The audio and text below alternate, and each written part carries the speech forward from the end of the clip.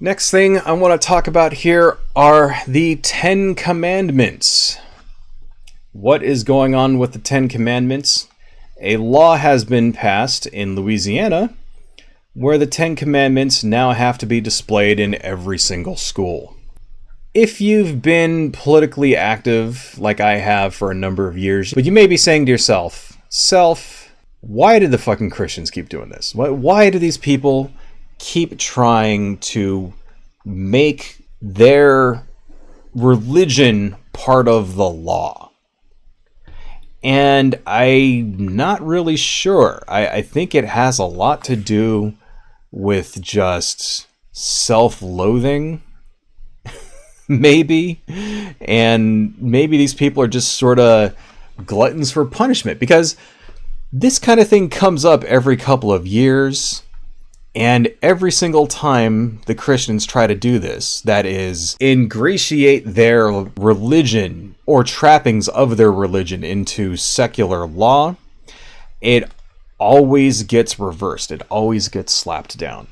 And that's why I'm not really worried about this kind of thing. You know, you may remember some years back, there were a couple of instances where they were trying to put the 10 Commandments onto a monument outside of the courthouse. I think they did that in Arizona or something like that. That led to a big court case. And then, of course, the Supreme Court, I think the Supreme Court of the state, I think it was Arizona, overturned that because it clearly says in the Constitution that the government is not allowed to endorse a religion. And putting a document in stone in front of a courthouse is endorsing that religion. That's exactly what's going on here. You know, putting the 10 Commandments on a poster and putting it inside of every classroom is the state endorsing that religion. You're not allowed to do that. That's what the law does. It requires that every classroom put a poster of the 10 Commandments inside of the classroom in large, legible letters. So I guess you can't put it on a postcard or something. It has to be big, has to be legible from anywhere in the classroom, and every single classroom, K through 12 in Louisiana, needs to have this up on the wall. But here's the other thing, right, is that the law does not set aside any funding to purchase these posters. So I guess, I guess they're just going to have to make their own. I guess the teacher's going to have to fucking buy them. Maybe they're going to have a bake sale or something, go buy a bunch of posters. I'm pretty sure that plenty of churches and religious groups will happily supply free posters for the kids. One way that the states try to get around this religious ban on promoting religions, right? One way they try to get around that is by allowing every religion to participate. So, for example, in Iowa, there was a law that got passed that said outside of the courthouse, right, you can put religious displays. And the idea was like, okay, we'll put nativity scenes and stuff like that, right? That was the idea. And in order to get past this clause in the Constitution that says that Congress shall make no law promoting the establishment of religion, in order to get around that, they had to allow other religions besides Christians to make displays. There was a real famous case a few months ago where the local satanic temple actually set up a statue of Baphomet, because that's the only way that it's fair. Of course, that statue got vandalized, blah, blah, blah, blah, blah. That's a subject for another video, but that's an example of this. So how come these people are only allowing the 10 Commandments and they're not allowing, say, any scripture from, say, the Quran or something like that? Or scriptures from, like, Buddhist scriptures or that kind of thing? How come they're not allowing any of that stuff? Because Christians are jerks. Anytime that it's their religion that gets promoted, they're totally cool with it. And anytime it's anybody else's religion that gets promoted, suddenly they're the ones being oppressed. So I want to show you guys this Twitter link here. So here's video of the Louisiana governor invoking Moses as he signs this into law. This bill mandates the display of the 10 Commandments in every classroom in public, elementary, secondary, and post-education schools in the state of Louisiana.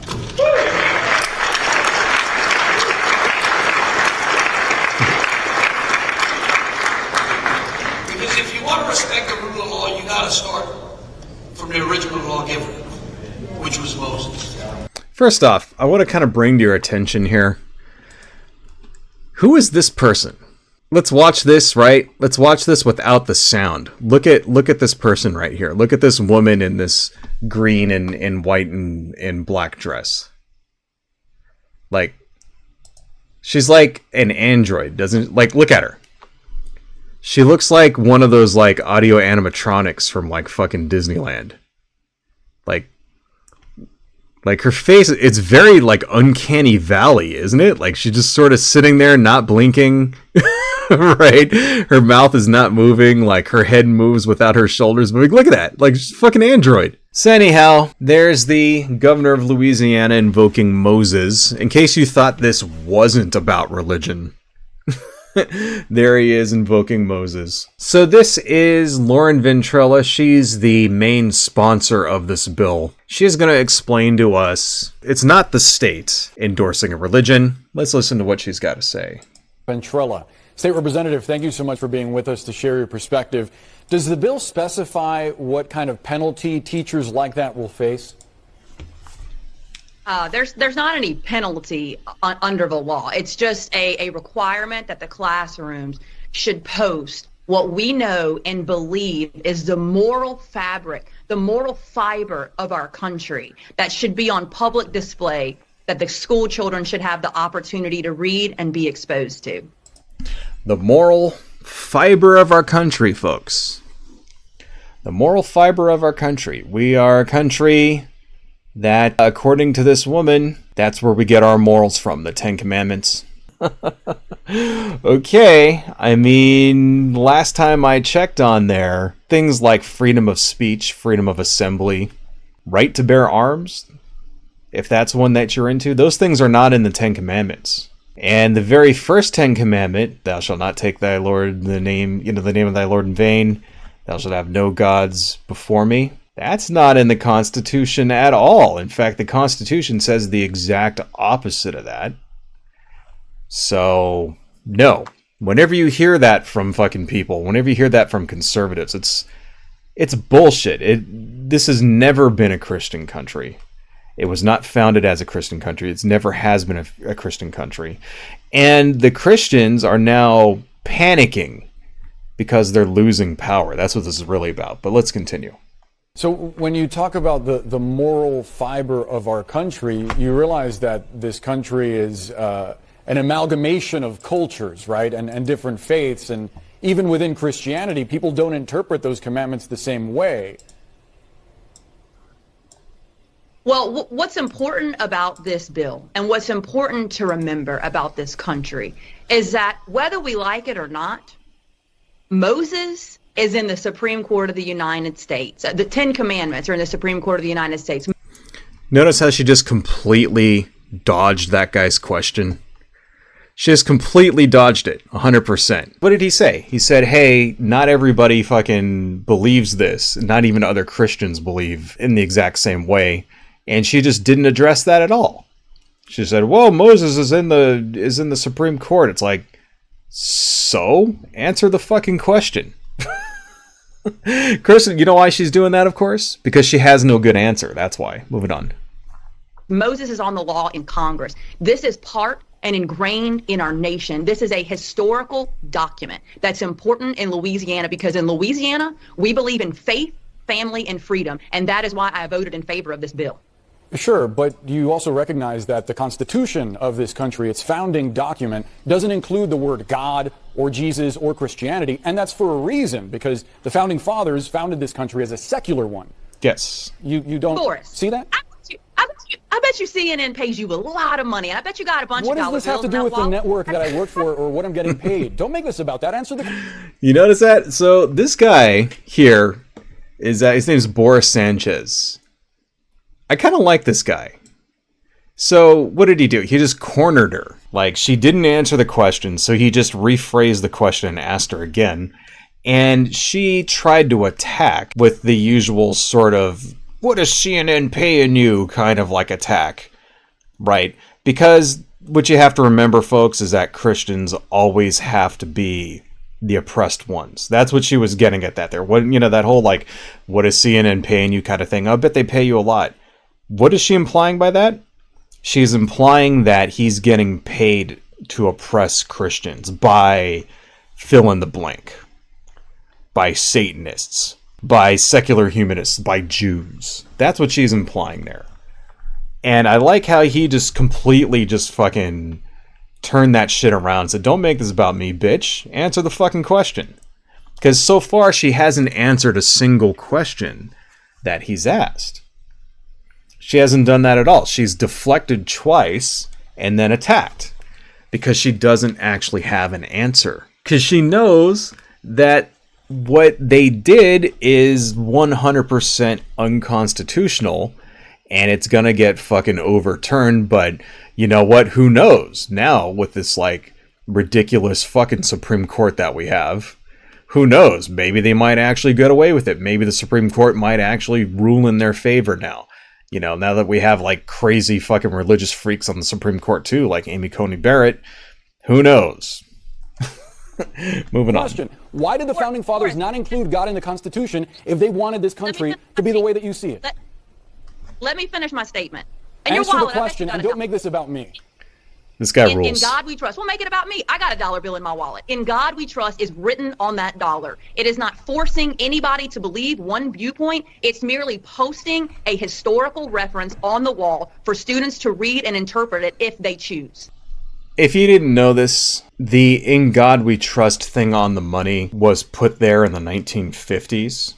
It wasn't always there. That was put there as a response to communism. Because communism is seen as godless. I'm not even kidding. That's why the In God We Trust shit is on our money. Alright? It was put there during the height of fucking McCarthyism in order to push back against godless communism.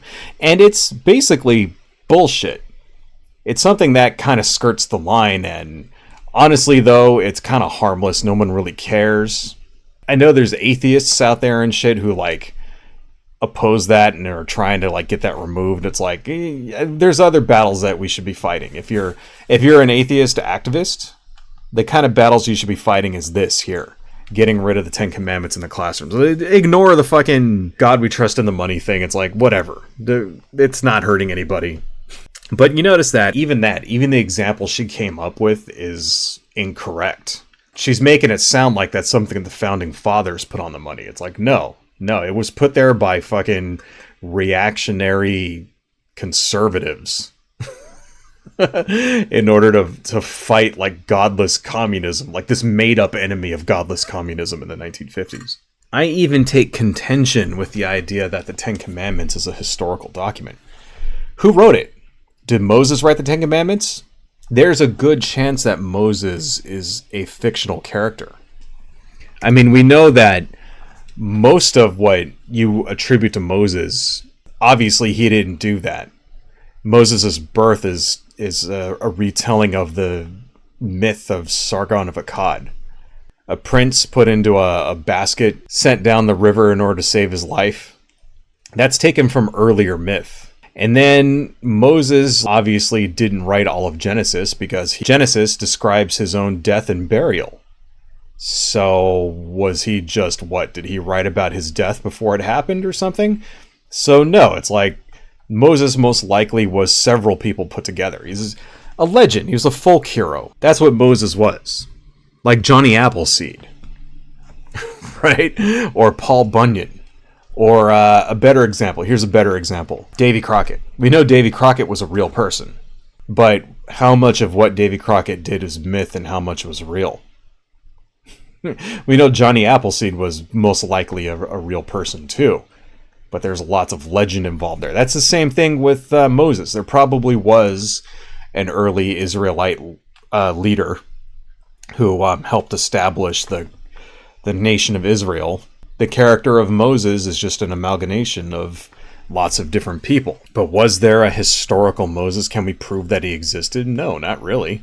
So I have even a contention with that. Like, you know, did Moses go up on Mount Sinai and actually like get tablets from God? Did that really happen? No, it didn't fucking happen. It's a myth. That didn't no. All right. It's myth. It's a religion. It's a myth. It's the same thing with any other religion or myth.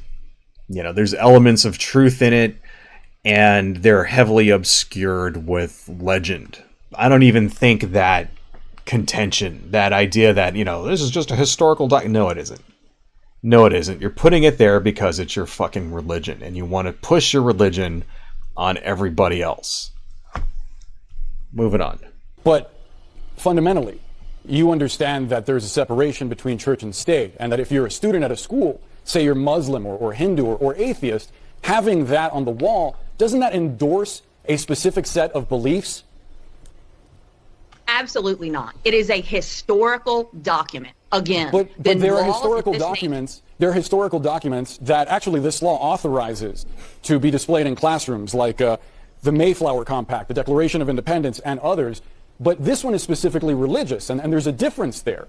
I mean, that seems pretty clear that there's a difference between a random historical document and one that endorses a very specific view of a very specific denomination within a religion. I don't agree with you that this is a random historical document. This is I didn't say it was random, but there are others. Go ahead. This is a very valuable document. Look, this nation has gotten out of hand with crime, with the bad negative things that are going on. Why is it so preposterous that we would want our students to have the option to have some good principles instilled in them? If they don't hear it at home, let them read it in the classroom. It's different than the Mayflower Compact, which is mentioned in the document as well. I don't understand why this is so preposterous and that litigation is being threatened. It doesn't scare us in the state of Louisiana. We say bring it on. Because if someone has a home in which they choose to believe something different, which is welcome in this country, it's literally why people fled to come here to found this country to begin with. You notice how she keeps trying to deflect away from his questions? She didn't answer his question, and then she starts talking about crime and all this other shit. And it's like, and she's trying to blame crime on a lack of religiosity. And that's something that fundamentalists always try to do. When in real life, religious people engage in plenty of crime. The South of the United States is that's the Bible Belt. You know, that's the most heavily religious people, the largest church attendance, all that stuff. They also have the largest amount of inequality and violent crime.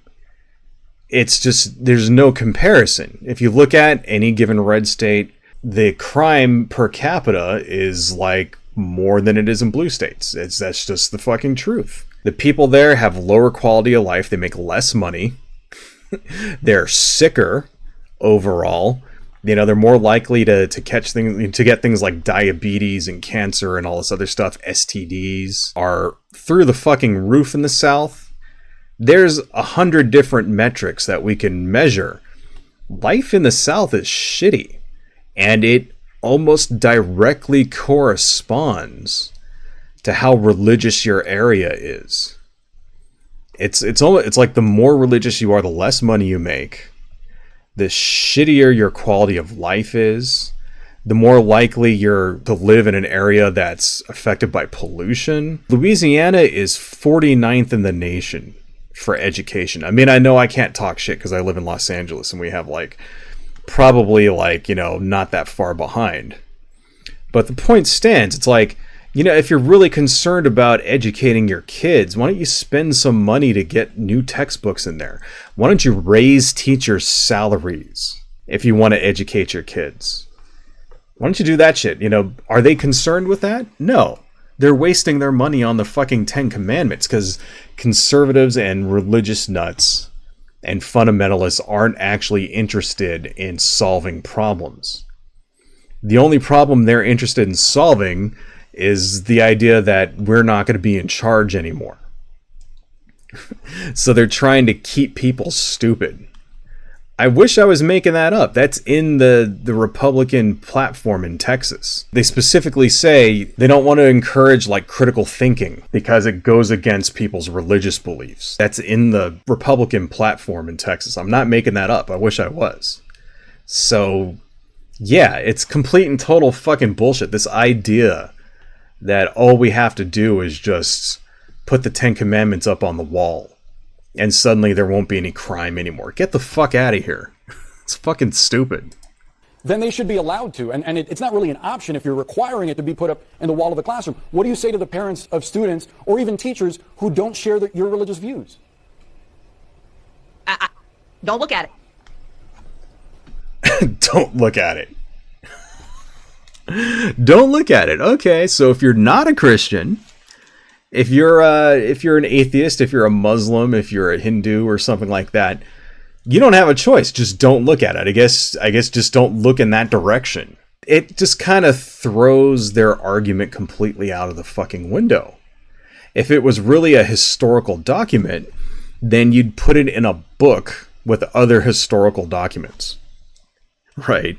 And then then you can't, then you would just teach that as a historical document and not a religion. But that's not good enough.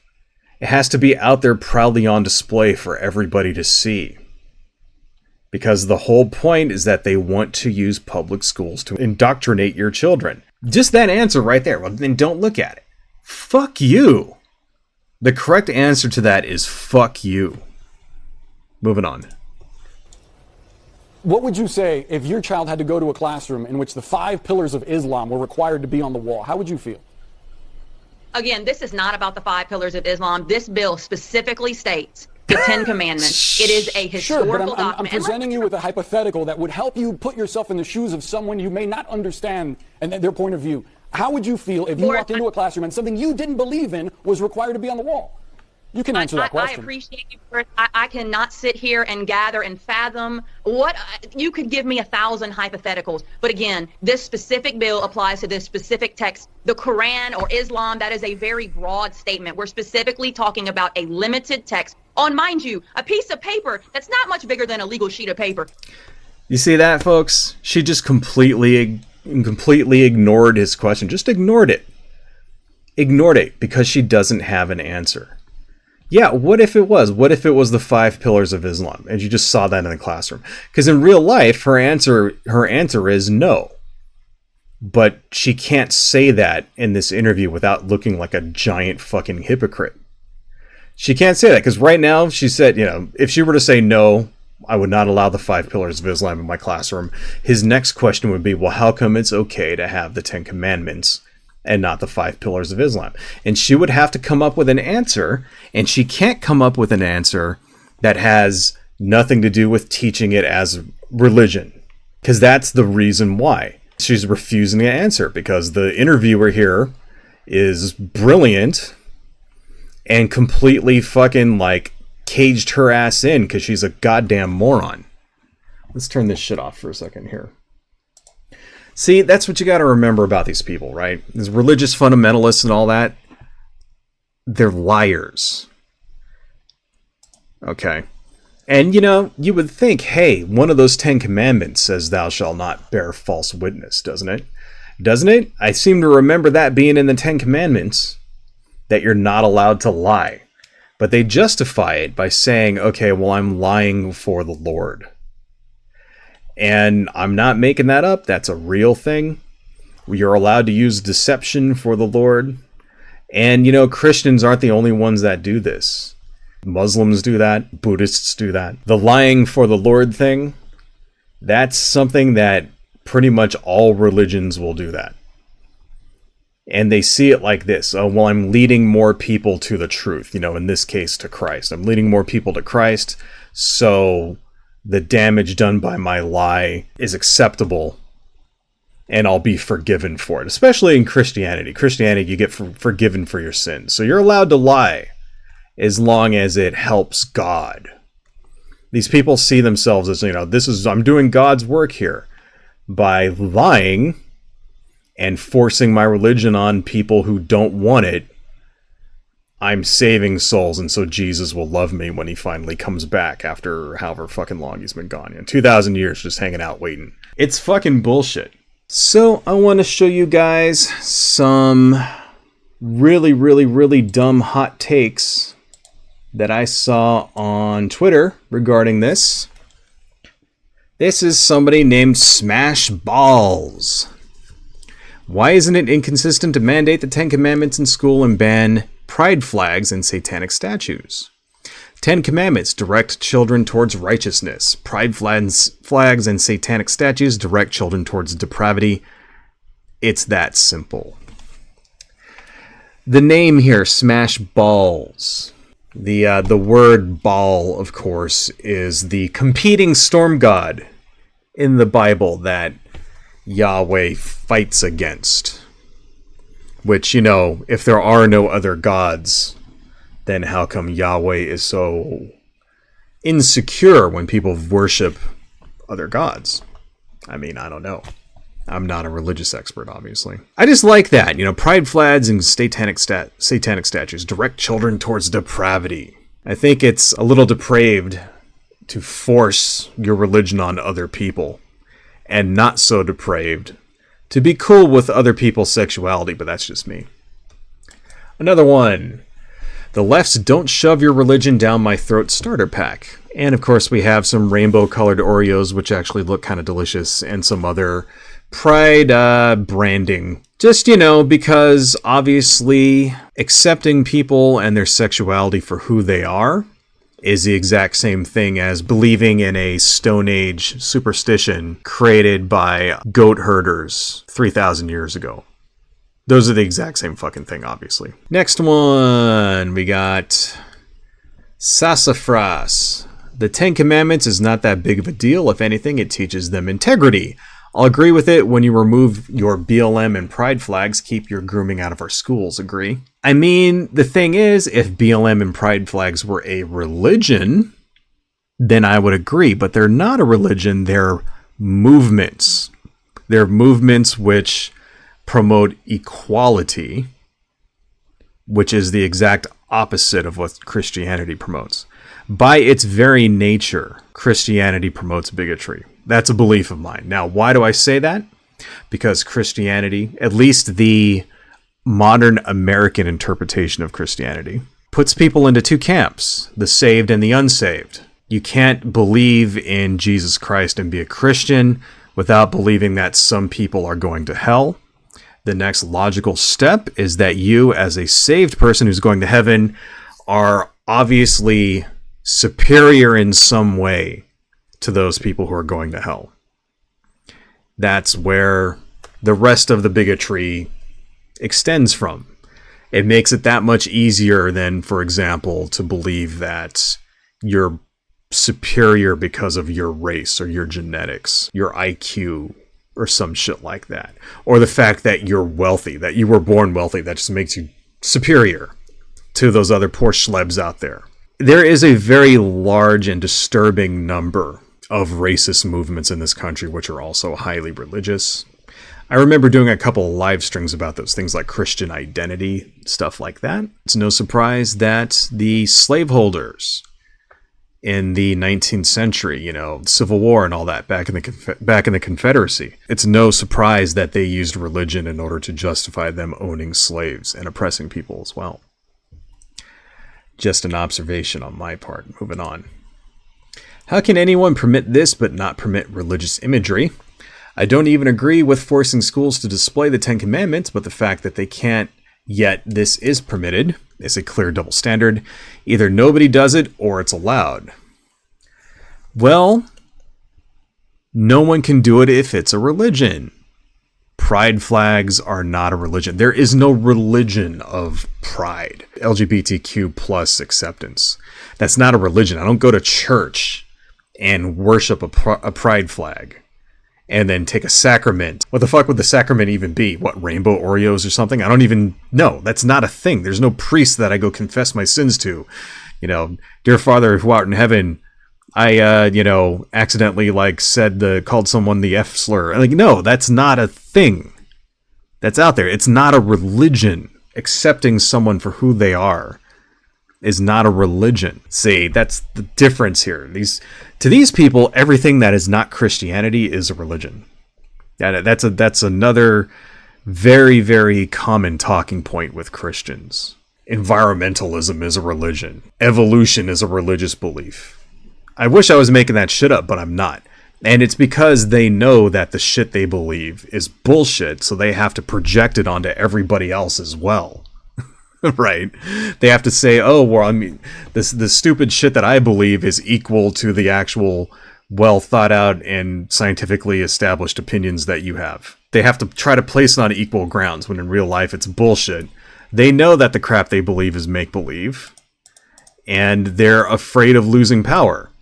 That's what all of this shit is all about. One more from somebody named the Black Tucker Carlson Jr.